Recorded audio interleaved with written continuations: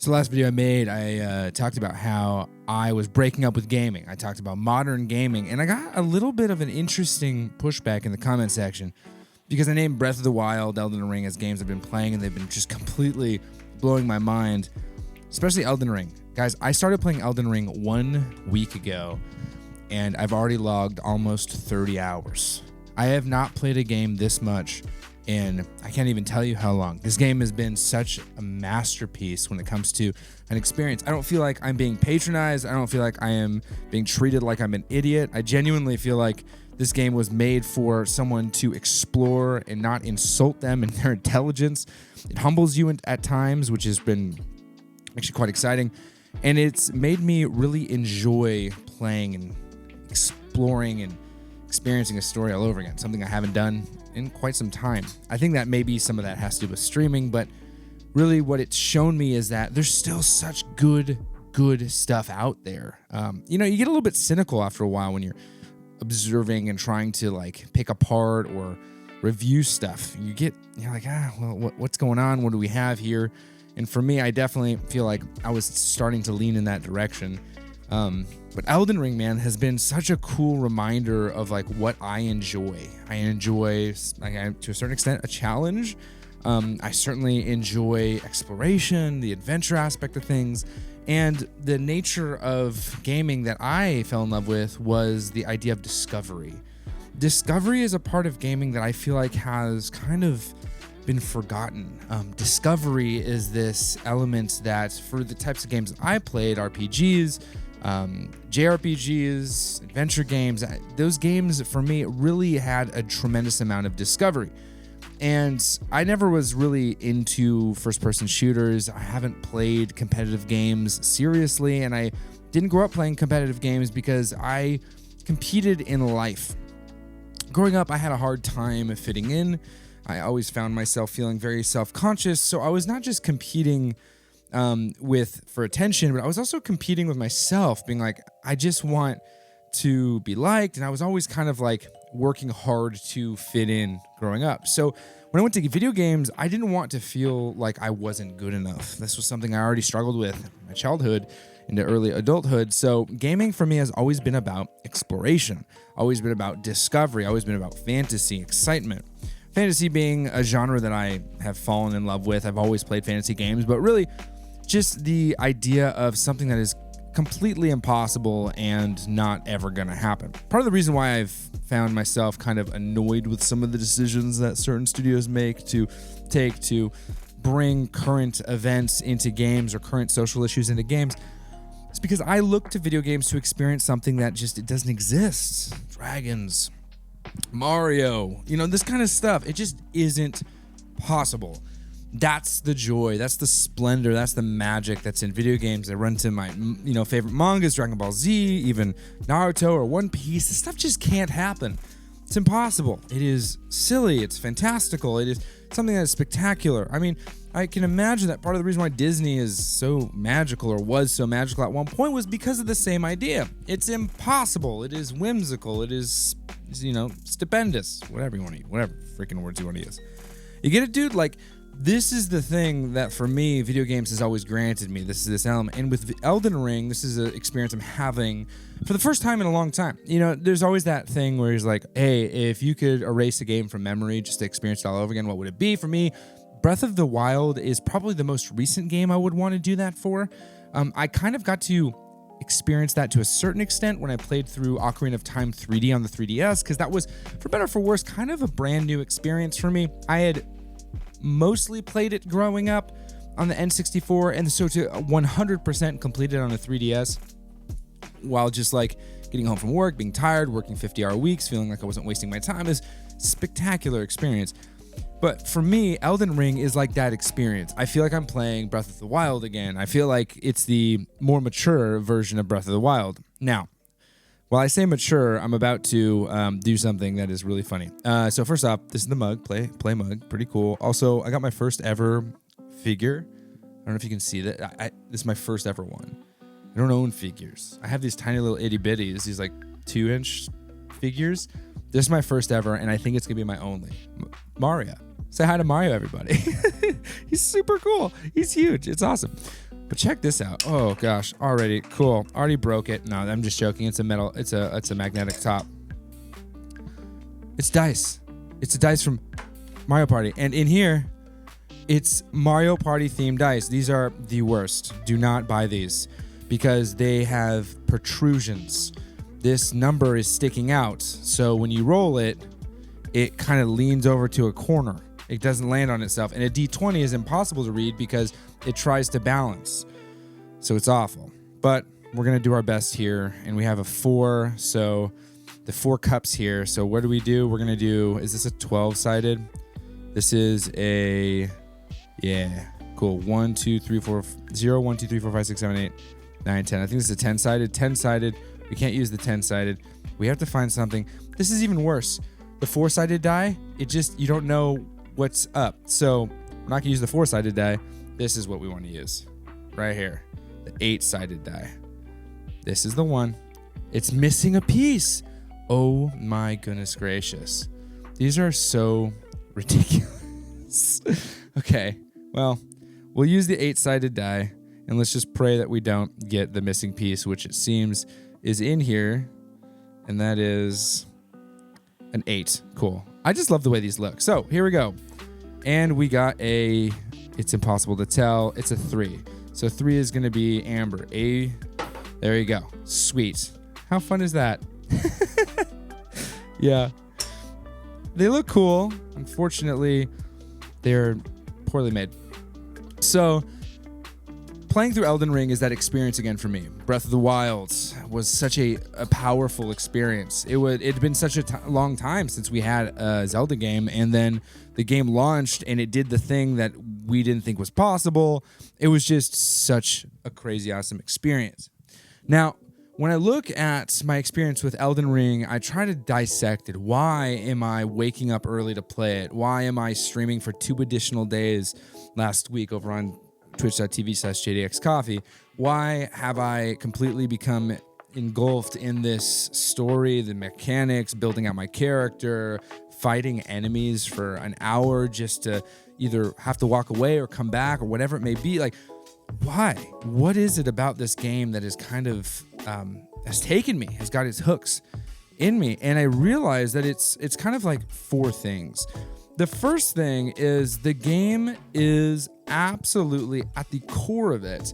The game is adventure. It promotes adventure. It promotes discovery.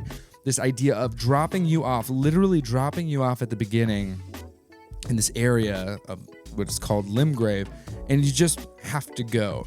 There's really no sense in where you're supposed to go. There's a little bit of a suggestion, make your way to this area. There is a faint kind of golden stream of something that's just like mist in the air telling you to go in a specific direction. I don't know what it's exactly called. And this is the way that the game starts you off. It says you should make your way in this general direction. But if you don't go that way, you go somewhere else, it is baked in that the game won't allow you to go further than what you're actually supposed to do. Sure, you can encounter bosses or enemies or mini bosses that you're not supposed to encounter, that are otherwise very challenging. I don't think anything is technically impossible, but you can certainly try to go up against, big bosses. I mean, there's one right out the gates. There's this tree sentinel that is challenging and very, very possible to defeat off rip, but is challenging. And so this experience for me, I'm like, why was it so amazing? I look at this, I go, well, it's because, first off, the game promotes discovery, exploration, adventure, and it tells you, hey, remember when you used to just put a game in and the feeling of like, what do I do was there? And then you had the next thing that only us older folks, sorry, youngsters, only us older folks really can lean into. And that is, I got to figure it out. Sure, back when gaming started in the 80s and then later was perfected in the 90s and well into the 2000s, we started to have the introduction of player's guides. Shout out to Primas, whatever. All of these things, they exist. Brandy's, I think, was another one. Shout out to all these player's guides, but for the most part, you weren't going to the internet. I think that GameFAQs was one of the big ones for walkthroughs. It was text-based, no pictures, no videos, literally text-based. They would use slashes and lines and letters to try to draw out maps with zeros. It like literally text-based craziness for walkthroughs, which I did look to as I got older. But you had to figure it out. It wasn't something that you could be like, I'm just going to go to a YouTube video and figure out how to get the armor set, which I did. It's absolutely what I did. I didn't figure it out on my own, which someone had to do, by the way. This experience for me in Elden Ring is so spectacular because it reminds me of that moment. Final Fantasy VII Rebirth, a game that I've been playing recently, I am playing on stream, is a game that does the opposite of that. It doesn't at all leave discovery up to you. What it does that is spectacular is it leaves experience up to you. I think there is a fine line between discovery and just feeling lost and like, I don't even know where I'm supposed to go and getting frustrated, and handholding. They sometimes get messed around with. So some would be like, yeah, dude, they hold your hand so much in Final Fantasy VII Rebirth, but then why is it good? Why is it exciting? Why is it fun? And it's because there is no real sense of getting lost in that game. It allows for you to experience other elements of the game. If you really were to get into all of the intricacies of every type of game and put it all there all at once, it would be extremely overwhelming. Let me give you an example. So let's use those two games, right? Elden Ring and Final Fantasy VII Remake. Or Rebirth, either really. So Rebirth more so. Rebirth has open zones. They're not really open world, they're open zones. And for that area, there's a lot of different things that you can discover, right? You go and you find, the different towers, and you go and fight different bosses. You have different stipulations to get a perfect score on the bosses. But it's very rinse, lather, repeat. There are 7 regions you have to go through. Each region has a similar experience, some bigger than others, some have verticality, whatever. The game doesn't really leave any discovery up to you, though. You know where to go next. It lets you into the next spot. It tells you if you go to this area, you can't go back to the last one, at least in this current chapter of the story. But the combat is extremely intricate. You can change, you can do synergies, you can switch out your party members, you can change their items, make materia fusions, create combos, all of these different things on a grand scale. Along with that, you have some element of item creation, not really, but you have other types of things to do, which is mini games and these things in the game.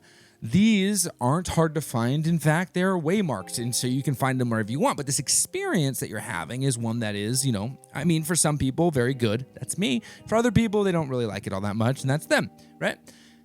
Elden Ring, opposite. You don't have a complex combat style. Sure, there are different things you can do for your weaponry. You can choose different styles to play as, right? You can use long swords, great swords, short swords, claws, clubs, hammers. You can choose that, and you can switch them out, I suppose, to make things different and difficult in certain ways, but here's the deal. For the most part, you have 4 buttons to press. You have a light attack, you have a heavy attack, you have I guess it would be a skill, and then you have, I think that's it. You have some summons you can do.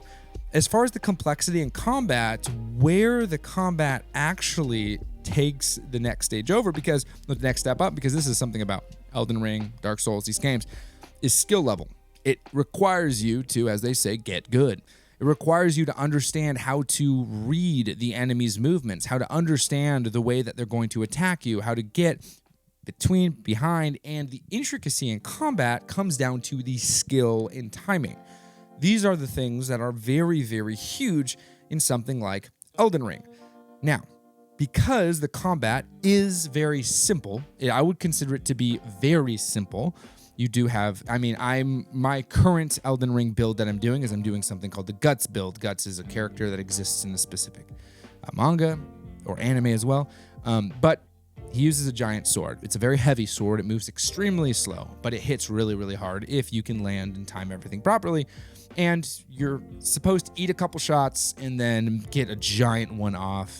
And then when you get that giant shot to land, the enemy kind of stumbles back and you go in and hit him a couple times. All right, so this is how that function works. That's always how it works. That's every single time. That is what you're trying to do.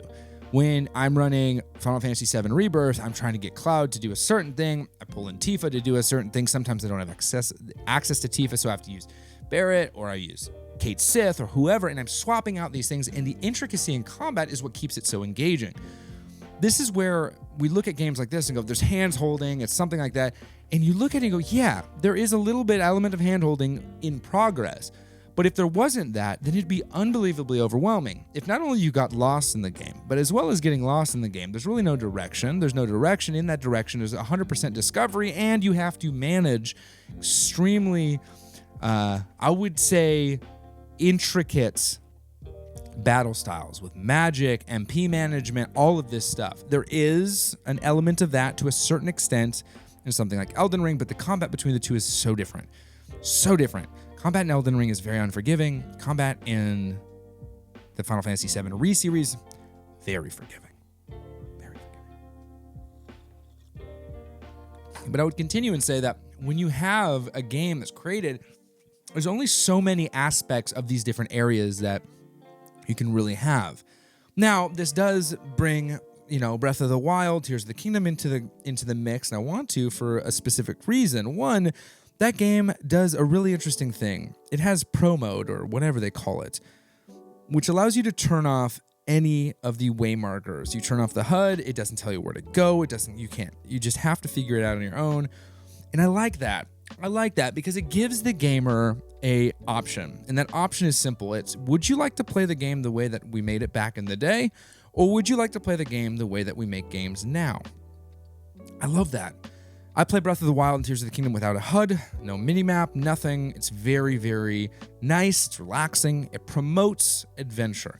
Point A to point B is not a straight line for me. It is very all over the place. It is objective A to objective B. And objective B may take a while to get to because there are a lot of things in the way, and I may not get there right away. I might go to A1, A2, A3, A4, and not even get to objective B till the 5th game section or session. This is something that's so spectacular. But discovery, that's the first thing that Elden Ring taught me. It goes, you missed that, JD. You missed discovery. The second thing that Elden Ring taught me was challenge.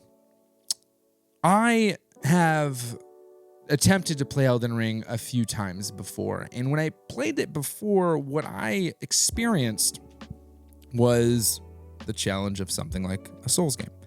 Or Dark Souls, Elden, whatever. It is a very challenging game. And it's challenging because the combat in which you engage your enemies is, as I said, specific. It requires you to understand how to actually get into combat in these games. Understand which items you should use, but most of all, just really be patient and learn about the combat. Combat in these games is so important. It is how you progress through. It is how you acquire specific experience, runes, souls, whatever you want to say it, to upgrade weapons, your level, all of this stuff. But the biggest part about it is it requires you to actually learn how to play the game. The game has a way you're supposed to play it. Sure, there's game breakers that break it, but there is a specific way to play the game. This is something that I feel like a lot of modern games lack. And when I say modern games, I want it to be understood. I use the term modern games not as in it came out yesterday, but as a genre almost of game. I'll give you examples. Modern game is a game that is riddled with microtransactions, broken on launch, costs $70 to $120 for the full title, gets released late, but if you pay extra, you can get it released on day one. Often will have some sort of DLC attached to it to complete it within a few months. Sometimes loses support very quickly. Other times has battle passes and continuous payment structures baked into it to keep the game alive, but really just keep it a service to you. This is what I look at as a modern game, because these are the markers that we're seeing in the overall AAA gaming landscape. These are the kind of things that we unfortunately see in these titles coming out. We see big games, big, huge anticipated games, something that just released like Avowed, which some people seem to enjoy to a certain extent, but that game itself did release late for people who didn't want to pay extra. Not only that, but it released to the subscription service that Microsoft has, so there is no real compelling reason to go out and pay for this game or support the studio that made it. This is what I look at as modern games. It has nothing to do with the date. It has to do with the attitude, I would suppose, or whatever's behind it. So when I mention games like Breath of the Wild and Tears of the Kingdom or Elden Ring, even Final Fantasy VII Rebirth or Remake, these games technically are modern in nature, but they don't fit the criteria that I have created for myself that I classify modern games. Remember, at the end of the day, guys, yes, I am speaking in generalities to a certain extent on YouTube, but I am no authority. I am just a man who enjoys video games, who is talking in a podcast or a blog or a vlog or whatever you want to call it. I'm not important. I am not important. If you disagree with me, you can disagree with me. Nothing I say is like written in stone. This is simply just an idea. So when I say modern games are not the time-based, but more of an idea, this is what I consider to be modern games. If you disagree with me, that's totally cool, dude. Some people like Grand Theft Auto. You know? Can you believe it? Some people like that franchise. Crazy to me. At any rate, getting back to these titles, the combat, the understanding, this was something that was really special to me. Games nowadays spend so much time pandering to their audience. They go, you like this? Let me just make more of this. This is a part of the modern game syndrome, the MGS, so to speak. The MGS is we are going to make something that people don't have to try that hard in. I think part of the reason why Space Marine was such a spectacular title for people was because though it really did lean a little bit into bro, hey, boom, bro, it didn't like make you feel like they were patronizing you. There were elements of the combat that required skill. It didn't just say keep pressing one button and mash your way through to the end, like a Dynasty Warriors game. No shots at Dynasty Warriors. It's just not my type of game. This kind of thing that I am experiencing in Elden Ring is spectacular. The game requires you to learn how to play it. It is like going to a specialty coffee shop and someone says, hey, can you make my coffee and put some vanilla in it and then milk in it? And I look at them and I say, no, this coffee is to be consumed this way. Someone would say, that's pretentious. They're paying for it. They should be able to do whatever they want. I say, yeah, if they don't want that coffee, then don't buy that coffee. Same thing when going to a nice restaurant. You say, hey, I would love to have your whatever dish is on the menu, but can you take out the mushrooms? And they're like, yeah, no, that dish literally has with mushrooms on the top. Well, I'm allergic to mushrooms. Well, guess what? Don't order that dish. Get something else. This is what I like about Elden Ring. Elden Ring looks at you and says, oh, you don't like the combat? It's too hard for you? Don't play me. Play something else. Do something else. Play Kingdom Hearts if you'd like. Now, I'm not taking shots at Kingdom Hearts. You guys know how much I love Kingdom Hearts. One of my favorite franchises of all time. But I like that. I like a game that says, you know what? If you don't like me, don't play me. Too many games nowadays are trying to adjust or self-correct because they've spent too much money in development that they have to recoup. And so all that they're doing now is saying, how can we get the most amount of people to purchase our title? And unfortunately, when you try to please everybody, you end up pleasing nobody. And I've done that plenty of time. That's why I'm taking my stand and saying Grand Theft Auto is the worst. Because I know that that's going to not make people happy. No, that's not true. It's not that I won't make them happy, but people will disagree with me. But then I also know that there's people that are like, yeah, dude, I totally feel that. When you go and aim to please everybody, you end up pleasing nobody. And what Elden Ring did is it goes, we don't care if you like it or not. We're going to make the best dang title that we can. And they sure as heck did. And the people that like it, love it. And the people that don't. It's as simple as that. Some people think it's too dark. That was me for a long time. I started playing. I'm like, this is actually pretty good. It's too dark to stream. I'm not going to stream it anymore. But like still, it is such a spectacular experience. This is thing number 2. Thing number 3, we got Discovery.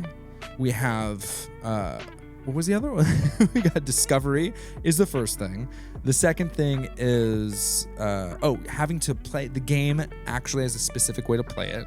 It is created. It is not made one shoe fits all, one size fits all. It is for a specific audience. I love that. It's so great. Thing number 3 that I liked about this game was it was complete. Yes, there is DLC that exists, but that DLC is just a cheaper game. That DLC is huge. that DLC is not needed to have a full experience. That DLC is additional content.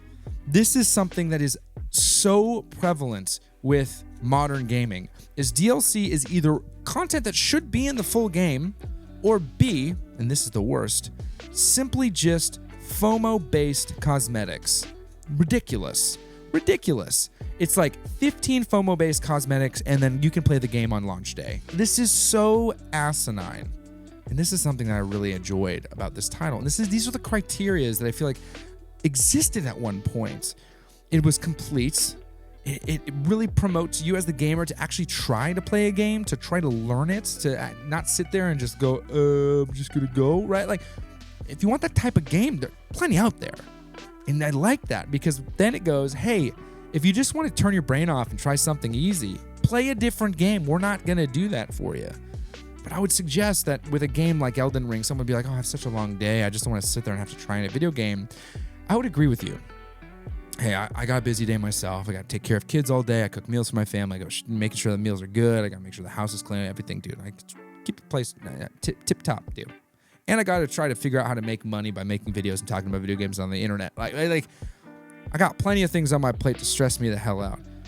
But still, I run to a game like Elden Ring to relax. How can a game so stressful help you relax? Because it does something special that we have forgotten. It teaches you to think. It doesn't teach you to turn off. This is something that is so special about this experience for me. It reminded me that there was a time that thought-provoking, exciting pastimes were what you did to actually unwind. You would read a book that was thought-provoking, magnificent. Not a textbook, but a book. A good story. I would equate it to like, hey, I'm going to sit down and read Lord of the Rings, or, you know, some people like Game of Thrones, whatever.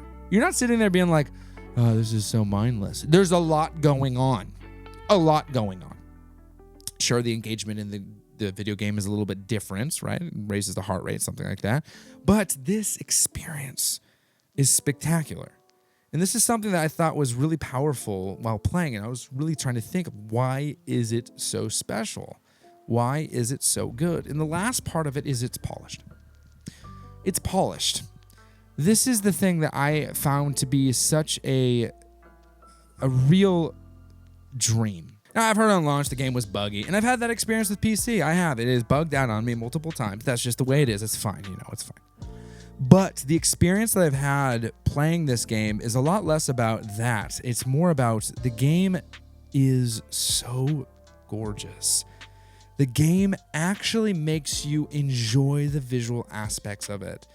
It is beautiful. It captivates you. This is something that I've been missing in a lot of modern games. They are trying to either make characters look a certain way to fit some sort of storyline, or they just don't spend enough time. I'm looking at you, Nintendo, making the actual game work well, Pokemon. Like, these kinds of things have really been a turnoff to me in some of my favorite titles. Part of the reason why I look back at older titles is because, one, there is nostalgia there, but they did that. They did that. You go back and play a Donkey Kong game. Yes, it's rough around the edges at time, but come on, dude. Donkey Kong Country is spectacular. It is incredible. Donkey Kong Tropical Freeze, beautiful side scroller. You get into some more titles. Breath of the Wild, cell shading masterpiece. You go even further back. You go Wind Waker, another cell shaded masterpiece. We can go down the line and tick off all of these boxes. But something spectacular was taking place, and that is that the actual care and dedication went into art design. This for me is so much more important than I thought it was over time. Part of the reason why I really enjoy the game Final Fantasy VII Remake Rebirth is because the background is taken care of. Oh my gosh, when you're playing through the first re-release, remake, you look up and you have the plate sitting there and the background's not moving. Sure, it is a pre-rendered. It doesn't matter. It looks good. It's not pop in, pop out nonsense. Some of that may exist a little bit. Same thing with Final Fantasy 16. You look and you're like, oh my gosh, look at that giant crystal, dude. That looks crazy. This is so absolutely intoxicating when you sit down and play the game. And this care for this title, Elden Ring, has shown me, this care that they put into that title, Elden Ring, has shown me, this is what I've been missing. This is what this hobby of mine, this is why I fell in love with this hobby. It promoted an element of, let me think about this for a second. Part of the reason why I like Zelda so much is all puzzles, but you go, let me think, how am I supposed to get there? Let's see, I have to do this, that, and the other. It promotes learning a game. It goes, yeah, we're going to give you this, but you have to learn how to do it. And if you are stubborn and you don't learn how to do it, you will not succeed. It teaches you that you actually have to learn a new skill. I love that. One of my good buddies just started playing this game. He streams. He's the Real Palmers over on Twitch, and he doesn't play on controller. He only plays mouse and keyboard. He started playing Elden Ring. He's fallen in love with Elden Ring. He even has an Asus ROG Ally X. I got him to get one. Really exciting. He switched to controller to play these games. First controller game he's played in years, I would go as far as decades, is Elden Ring. Talk about a full-blown conversion to controller to just play and experience a game, because he goes, I know that this is the experience I'm supposed to have, and I'm going to learn it because I want to enjoy this experience. I'm sure there's people out there that are like, oh, I play mouse and key. There's girls out there that use dance pads. I don't know how, but it happens. But what I'm trying to say is this. It goes, you got to play me the way that I'm supposed to be played. Sure, there's great game breakers out there. There's people that, whatever. Those are the 1%, dude. That's not me. It doesn't go, all right, let's see, how can I make this the most accessible ever? Some, would say Elden Ring's the most accessible, game, most accessible Souls game out there. Whatever, Doesn't matter to me. I like it. So there's that. And then there's the beauty behind it. The final piece, the completion in that. The non-insulting game is not finished. It hurts. It's not fun. It's missing pieces. DLC to come. The end of the game's coming. We're going to finish. No. There's so much jam-packed in this game that you can finish it and still have over half a game there. There are so many places in this game that you look and you're like, I can't even believe they built this out. There are dungeons that exist within dungeons that you go like, this is a full thing that could have been skipped. And it often does. There are things behind hidden walls, hidden doors, and what it shows me is one very specific thing. Same thing with Black Myth Wukong. It shows me that there is still care for this craft. There is still joy to be had. There is still a gaming world out there that is powerful, compelling, and complete. It still exists. And this is so fun. And so great. It doesn't matter if you're on a PlayStation, Xbox, PC, Switch. All that matters is that you find the games that give you the feeling that I just talked about. Maybe not the exact markers that I chose to talk about, but just that feeling of joy and splendor, that, oh my gosh, I can't believe fill in the blank. This is the power. This is what we fell in love with when we were kids. This is what we fell in love with when we were young adults. And this is what we fell in love with as adults. This very feeling still exists. A couple recommendations I have is Elden Ring, obviously, extremely good game. I believe Black Myth Wukong is a really fun playthrough because it's the same type of thing. A little more boss rushy, but you can go through the game and be like, I missed half of everything, and go back and play a different route and still have a very, very unique experience. If you want to simplify things, Breath of the Wild is an incredible game to play.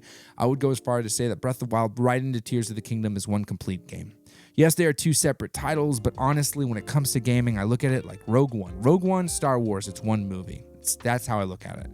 And so feel free to check some of those out. Something a little bit simpler, maybe. You're looking for a game that's complete in nature, maybe a little bit fun. I would say the re-release of Super Mario RPG.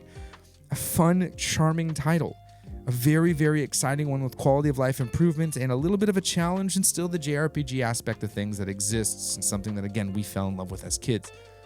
These are games that exist that still are doing the thing that we loved. It's out there. It's out there. Hope you guys enjoyed this. I'll see you guys hopefully every day this week, Monday through Friday. I'm hoping to get cups out again 5 days a week. If you'd like to join the live streams, they are happening over on twitch.tv/JDXCoffee. Sometimes I dual stream, not always.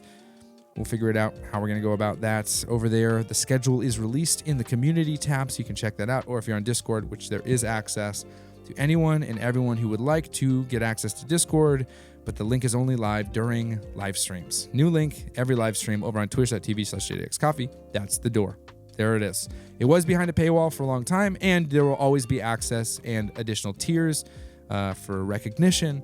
If you're a member, you get that recognition over there. But as of right now, I have also opened it up But the only thing is, I'm giving out free keys to everybody. They just have to go over to twitch.tv/JDXCoffee and click !Discord during a live stream. The link changes every live stream. Yes, I make it that challenging. I'm trying to get people over there. All right, enough of that. I'm going to finish this coffee. It was really delicious, really yummy. And I will see you guys around. Play more and be kind.